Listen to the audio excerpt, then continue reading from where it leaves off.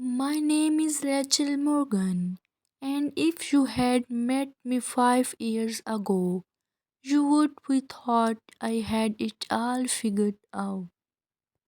A good job, a happy relationship, a small apartment in the city with sunlight spilling through the curtains every morning. Everything looked perfect.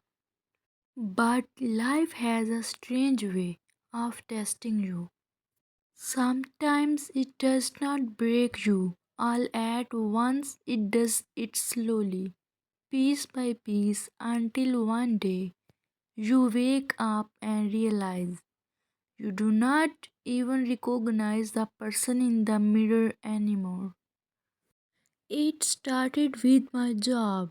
I worked as an event planner in a corporate firm. Long hours, constant deadlines, and fake smiles. I was good at what I did, maybe too good. My boss used to say, Rachel, you are the one holding this place together. But one Monday morning, that same boss called me into his office and told me I was being replaced. Budget cuts, he said. I remembered sitting there, my heart pounding, thinking, after 5 years of giving everything, this is what I get. Still, I tried to stay strong. I told myself, it's just a job. You'll find another. But that was just the first crack. At home, I had someone, Ethan. We had been together for 3 years. He was calm, patient, and always told me that no matter what, we'd face life together, or so I believed. After I lost my job, I started noticing change small things. He had come home late, distracted, smiling at messages he did not show me. When I asked what was wrong, he'd say, you are imagining things, Rachel. You are just being stressed. I wanted to believe him. I needed to. Because he was all I had left that made me feel safe. But safety can be an illusion. One evening, I was cooking dinner when his phone buzzed on the counter.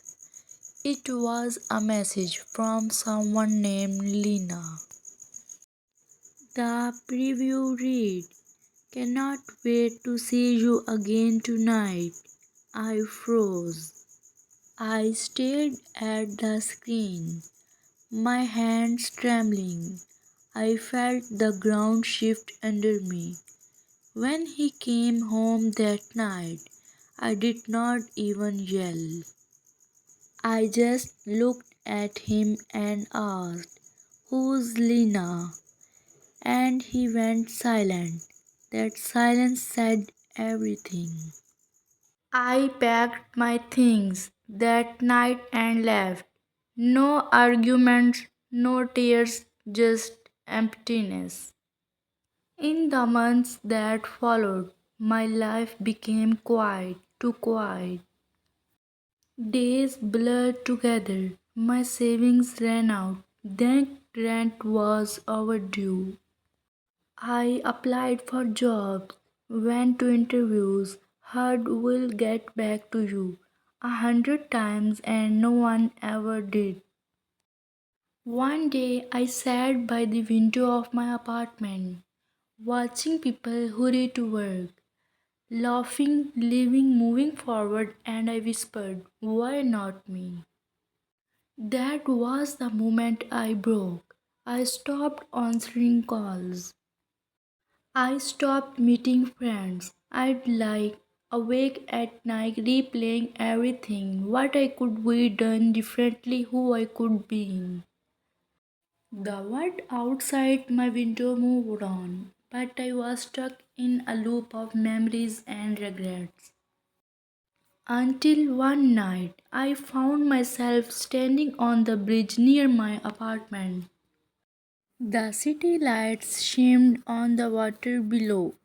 I remember thinking how peaceful it looked, how easy it would be to let go and end all the noise in my head. But just as I leaned against the railing, I heard someone behind me say, "It's beautiful, is not it? The way the city keeps shining, even when it's broken." I turned around. It was an older woman, maybe in her 60s, holding a small paper bag of groceries. She looked at me with kind eyes, as if she could see right through me. I nodded, unable to speak. She smiled softly and said, "I lost my son 10 years ago. I came here that night too for the same reason. But I realized something. If you leave now, you'll never know how your story ends."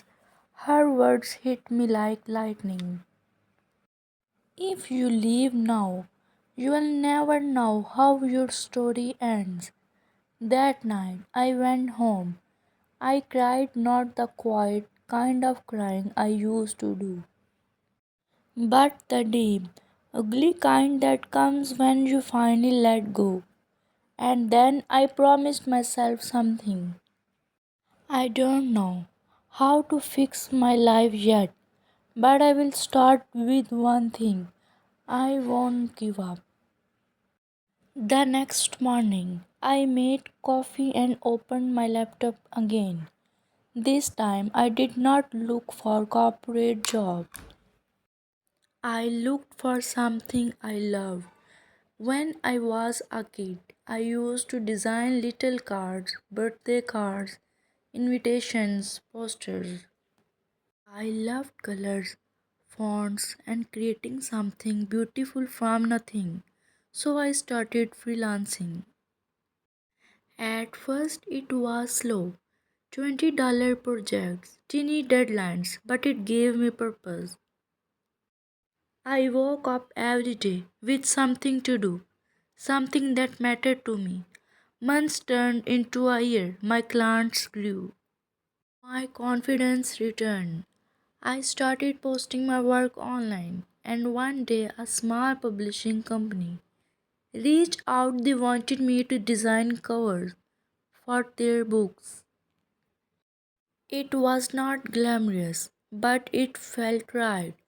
For the first time in years, I felt proud again, not because someone approved of me, not because I had someone beside me, but because I built this life myself. One afternoon, while sitting in a cafe working on a design, I looked out the window and saw a man helping an old lady cross the street. For a moment, I thought of Ethan, the man who broke me, and I smiled.